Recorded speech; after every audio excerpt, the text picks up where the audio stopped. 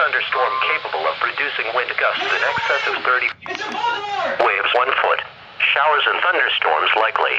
Boston, put it on! I got it.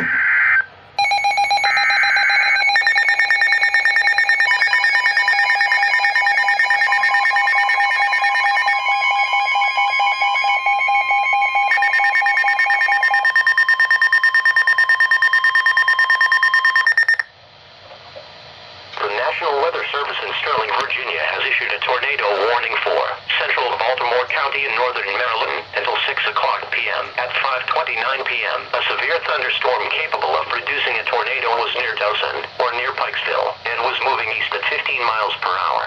Locations impacted include Dawson, Timonium, Kearney, Parkville, Perry Hall. Take cover now. Move to an interior room on the lowest floor of a sturdy building and avoid windows. If outdoors or in a mobile home or vehicle, move to the closest substantial shelter and protect yourself from flying debris. For what counties? Bucks, West, and Northampton. Now for the National